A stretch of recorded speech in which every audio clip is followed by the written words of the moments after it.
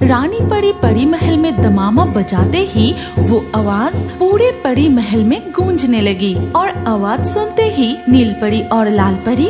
सुन रही हो लाल परी, दमामा बज रहा है। हाँ, सुनाई दे रही है। मतलब रानी परी हमें बुला रही है। तो फिर देर किस बात की, अभी रानी परी के पास चलते हैं। ये कहकर नील परी और लाल परी परी महल पहुँचती है, जहाँ उस समय स्वर्ण परी पहले से ही मौजूद थी। रानी परी, आप दमामा बजाकर सभी परियों को क्या संकेत देना चाह रही है? जरूर कोई खुशी की खबर है ना रानी परी? हाँ, बिल्कुल सही समझा। एक बड़ी खुशखबरी है। आओ सब, चलो मेरे साथ। इसके बाद रानी परी के साथ बाकी परियां भी मिलकर उनकी साधना कक्ष में पहुंचती है। परियों, तुम सब ब्रह्मकुंड की ओर देखो। रानी परी, ब्रह्मकुंड के जल में ब्रह्म कमल की कली खिली है। अब तो तुम समझे ना कि ये किस बात की संकेत है? इसका मतलब परी राज्य में एक छोटी परी जन्म लेने वाली है।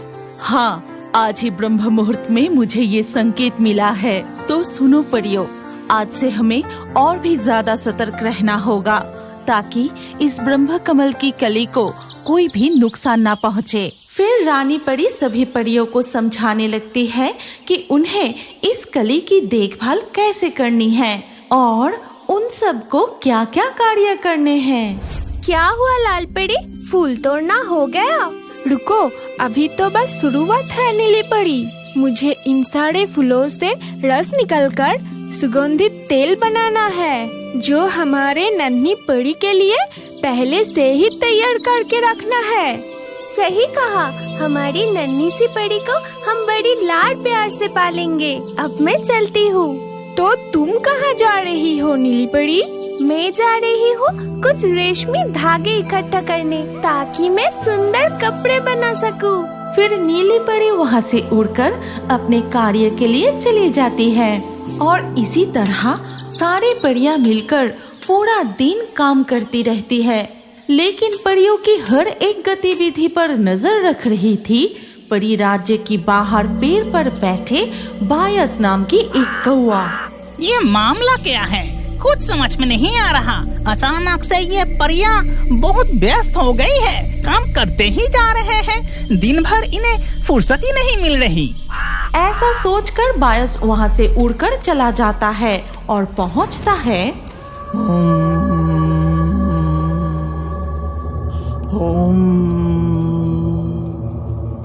अरे अंधकार परी, तुम हमेशा हूँ हूँ करके अपना शक्ति बढ़ाते ही रहती हो। कौआ, साधना में बाधा डालने की हिम्मत कैसे हुई? हाँ, मैं एक कौआ जरूर हूँ, लेकिन मुझे प्यार से बायस बुलाएंगे तो खुशी मिलेगी। ओह, बकवास बंद करो और बताओ क्यों आई हो? हाँ हाँ, बताता हूँ। इसके बाद बायस पेड़ की डाल पर बैठे जो कुछ देखा था वो सब अंधकार परी को बताता है और सब कुछ सुनकर, ऐसा क्या? तो फिर मुझे उस बारे में अच्छे से जानना होगा। चलो मेरे साथ। इसके बाद अंधकार परी और बायस उड़कर परी राज्य के बाहर एक ऊंचे पेड़ पर जाके बैठते हैं। अरे, यहाँ से तो कुछ दिख ही नहीं रहा, तो हमें असली बात पता कैसे चलेगा? तुम देखोगी कैसे? तुम तो अंधकार परी हो, इसीलिए सब कुछ अंधेरा दिख रही है। ओह, मूर्ख कौआ, तुम बहुत ज्यादा बोलने लगे हो। मैं तुम्हारी पंख उधेड़ दूंगी। नाराज क्यों हो रही हो अंधकार परी? देखो उस तरफ, स्वर्ण परी और नीली परी आपस में बात करते हुए परी राज्य की द्वार की तरफ ही जा रही है। हाँ, सच में। जल्दी चलो, परी राज्य के द्वार के बाहर छिप जाते हैं। इतना कहकर अंधकार परी और बायस उड़कर वहाँ जाते हैं। उसी समय नीली परी और स्वर्ण परी बातें करते हुए उस तरफ आती है। हे स्वर्ण परी, तुम अकेले ही परी राज्य से बाहर क्यों जा रही हो? मुझे बहुत चिंता हो रही है। तुम इतना चिंता मत करो नीली परी, जब रानी परी ने मुझे ये जिम्मेदारी दी है तो जरूर सोच समझ कर ही दी है।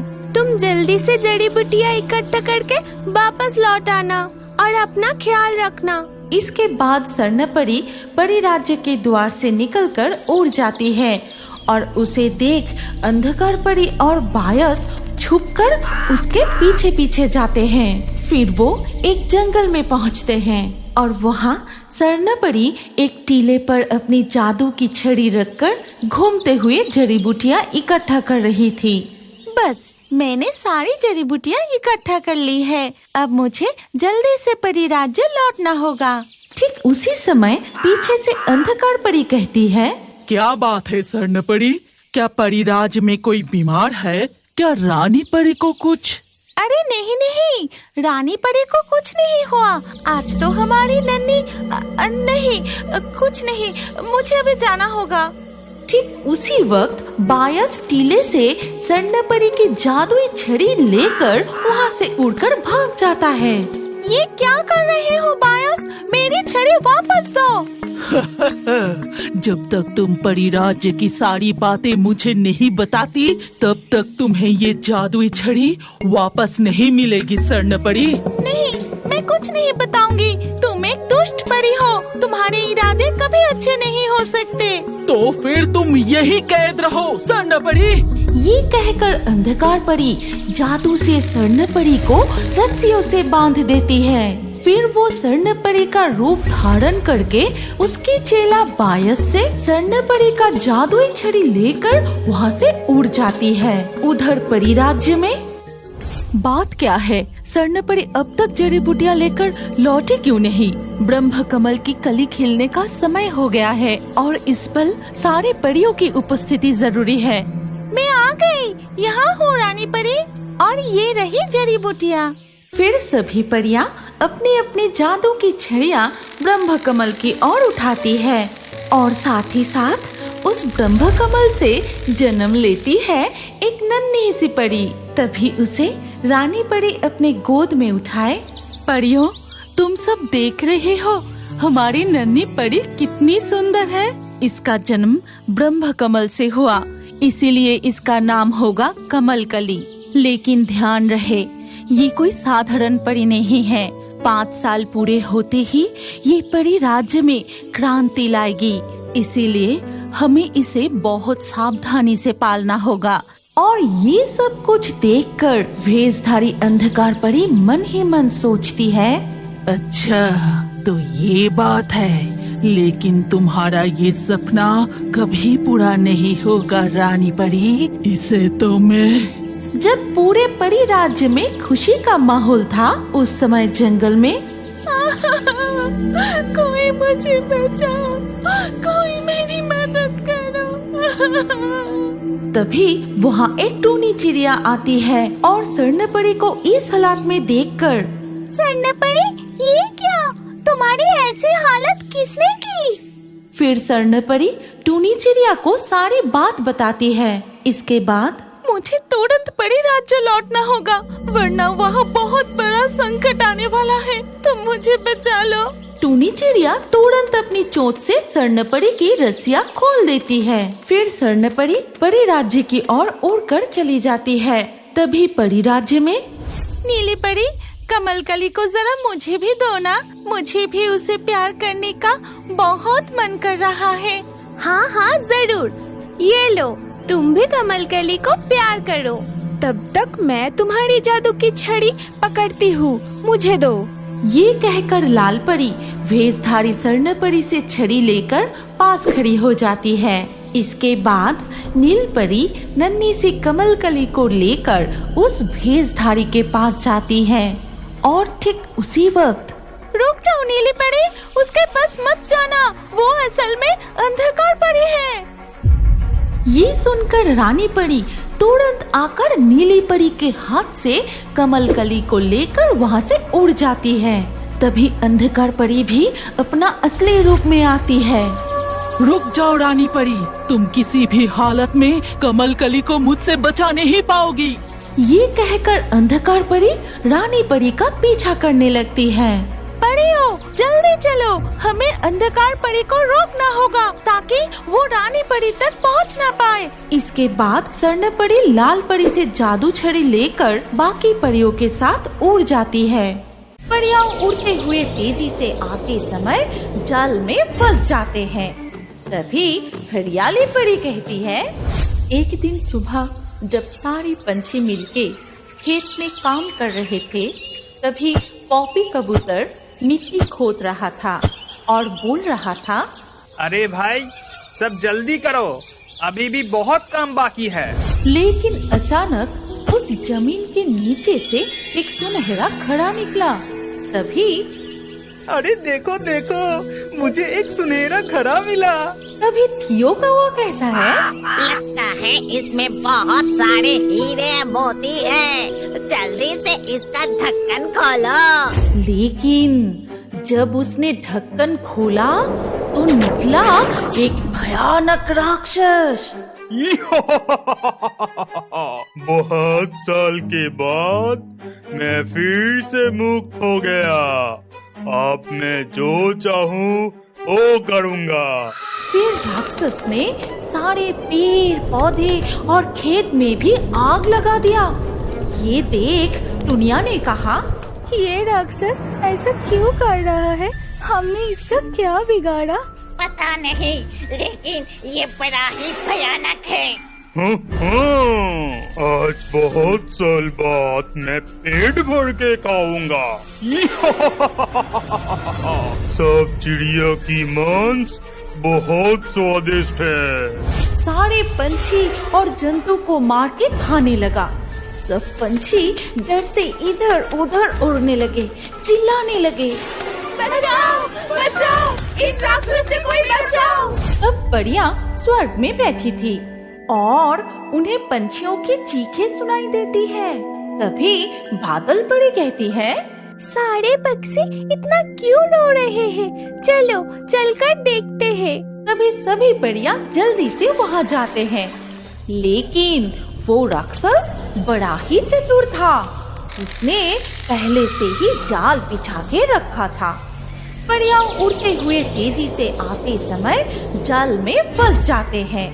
तभी हरियाली परी कहती है, अरे हम तो जाल में फंस गए और जल्दी में हमारी जादुई छड़ी भी लाना भूल गए।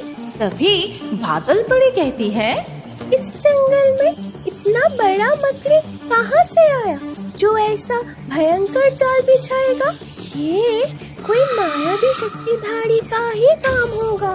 तभी फूल परी कहती है, लेकिन ये तो पेड़ के बीच में इतना बड़ा मकड़ी के जाल बिछाया किसने? तभी उनके सामने राक्षस आता है और कहता है, क्या याद है परियो, तुम सबने मुझे उस घड़े में कैद करके जमीन पे गाड़ दिए थे, लेकिन अब मैं मुक्त हो चुका हूँ और अब मैं सबको मार डालूंगा, सब कुछ जला डालूंगा। तुमने पहले भी ऐसे ही गलती किए थे और इसीलिए तुम्हें वो दंड दिया गया था। अरे बढ़िया, इतना पटर पटर क्यों कर रहा है? इधर देख, अभी कैसे तुम सबको जला के मैं पड़ी रोस्ट बनाता हूँ। फिर राक्षस ने जाल के नीचे पेड़ के सूखे पत्ते पर आग लगा दिया और आग से परियां तड़पने लगे और दर्द से चिल्लाने लगे, हमें बचाओ। तभी वहाँ उड़ के आई शक्ति परी यानी रानी परी और वो आते ही पहले अपनी जादू से राक्षस को बांध के उसको लोहे के पिंजरे में बंदी बना देती है। फिर सभी परियों को जाल से छुड़ाती है और सबको अपनी अपनी जादू की छड़ी दे देती है। फिर कहती है, बादल परी, पहले तुम अपने जादू से आग बुझाओ। अभी बुझाती हूँ रानी परी। तभी बादल परी ने घने बादल लाए और बारिश शुरू होने से आग बुझ जाती है। फिर रानी परी कहती है, हरियाली परी, तुम सब जगह पेड़ पौधे से भर दो। अभी देती हूँ रानी परी। फिर हर जगह सब पेड़ खेत हरियाली से भर जाते हैं। तभी रानी परी ने बोली, फूल परी, तुम सब पेड़ पौधे को अपनी जादू से फल फूल से भर दो। अभी करती हूँ रानी परी। फिर सारे पेड़ पौधे फल फूल से भर जाते हैं। इसके बाद सब पंछी कहते हैं, हमें बचाने के लिए बहुत बहुत धन्यवाद परियों। तभी रानी परी ने कहा, आपसे याद रखना, यदि आपको कभी भी कोई बंद टिफिन बॉक्स, बक्सा या कोई खिलौना बाहर जमीन पर पड़े हुए मिल जाए तो बिना सोचे वो चीज उठाओ मत, खोलो मत। आज से हम सब आपकी बात याद रखेंगे रानी परी। अब हम परी लोग चलते हैं, तुम सब अपना ख्याल रखना। फिर परियों ने वहाँ से लोहे का पिंजरा उठाए और चले गए। फिर सारे पंछी हंसते हुए उन्हें अलविदा करने लगे।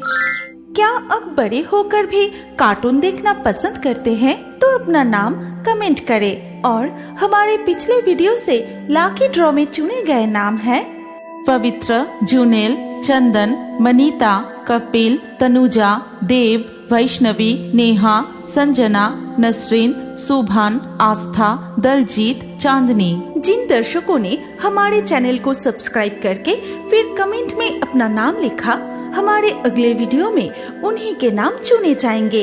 इसीलिए रियोबर्ड्स हिंदी यूट्यूब चैनल को जरूर सब्सक्राइब करें और स्क्रीन पर आई हमारी अगली कहानी भी देखें। उसमें भी आपका नाम हो सकता है। अगर नाम नहीं आया तो अगले वीडियो में आपका नाम लिख दीजिए। सोच क्या रहे हैं? जल्दी से क्लिक करके देखिए।